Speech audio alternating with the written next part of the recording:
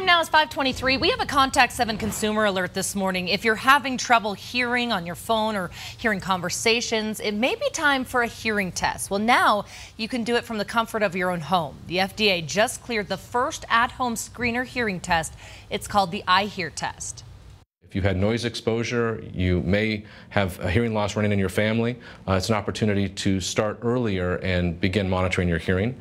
And then if it does indicate you have a hearing loss, it's very important to use amplification sooner than later, especially if you're in the working world.